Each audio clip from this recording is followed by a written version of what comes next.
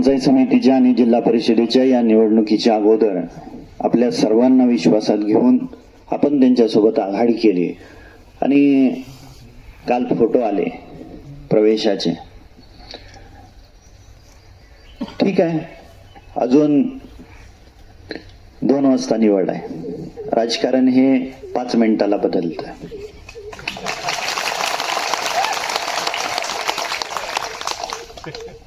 स्वर्गीय आबासाहेबांच्या विचाराने आपण चालत आलेलो आहे. पण आबासाहेबांनीही 60 वर्ष राजकारण करत असताना तालुक्यात आणि जिल्ह्यामध्ये परिस्थितीनुसार काही वेळेला काही पावलं आबासाहेबांनी उचलली होती.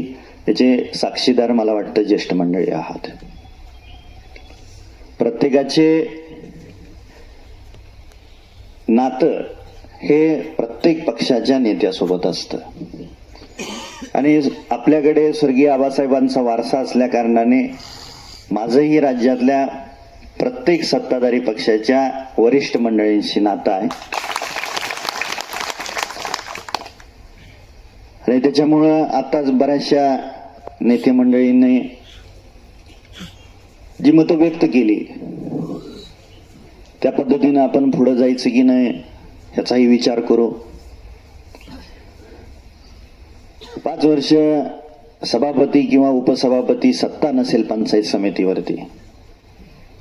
आता संतोष भाऊनी चांगल्या पद्धतीने सांगितलं की बाबा हा पक्ष हा संघर्षातून तयार झालेला आहे, चळवळीतून तयार झालेला पक्ष आहे. आपला कार्यकर्ता सुद्धा त्या चळवळीला आणि संघर्षाला कायम तयार असतो.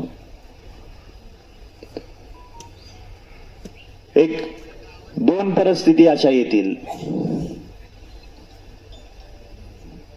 एक तर आपण 5 वर्ष विरोधात राहू आणि या तालुक्याला दाखवून देऊ की विरोधी पक्ष आणि विरोधी पक्षाचं काम काय असतं. 50 वर्ष आपल्याला जनतेने कौल दिला, आपण चांगल्या पद्धतीनं राजकारण केलं आणि गोरगरिबांची सेवा केली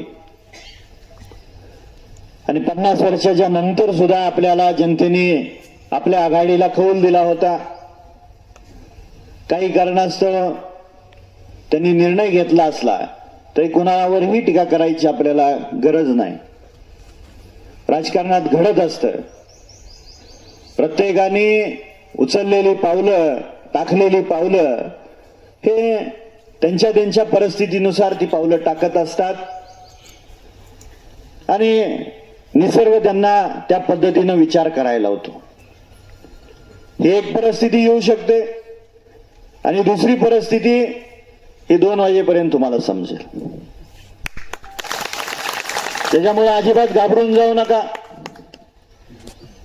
आपल्याकडे आमदारकी आहे आणि आमदारकीच्या जोरावरती आपल्याला या तालुक्यातल्या आणि मतदारसंघातल्या गोरगरिबांची सेवा करता येते.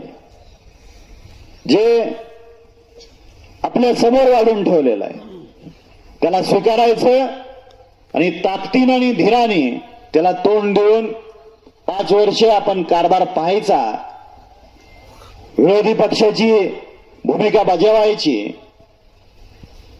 आणि पुढच्या 5 वर्षात आज आपण इथे शपथ घेऊया.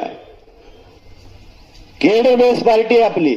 माझी सर्व कार्यकर्त्यांना आणि पदाधिकाऱ्यांना विनंती आहे, पुढच्या 5 वर्षात मला कोणासोबत युती करायला, आघाडी करायला भाग पाडू नका.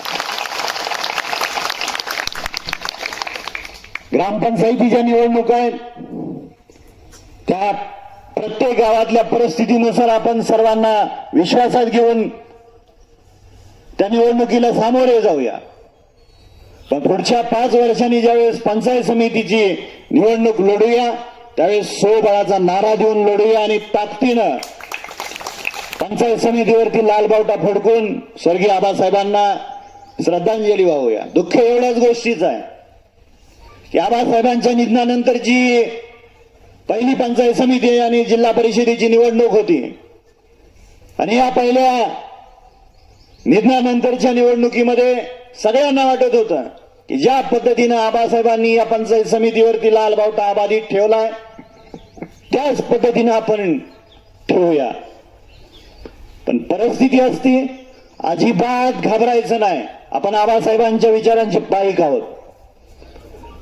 सत्ता नाही म्हणून अजिबात घाबरायचं नाही. आबासाहेबांनी 95 ते 99 पर्यंत आपण विरोधात होतो. 19 ते 24 पर्यंत परत एकदा आपण विरोधात होतो. पण जनतेने आपल्याला कौल दिला. भविष्यकाळात सुद्धा जनता आपल्या पाठीशी राहील हा मला विश्वास आहे आणि तुम्हा सर्वांना विश्वास आहे. आता कमिटीनं आज जायचं आहे आणि चर्चा करून जर गरज पडली लढण्याची तर सभापती पदाचं आणि उपसभापती पदाचं नावात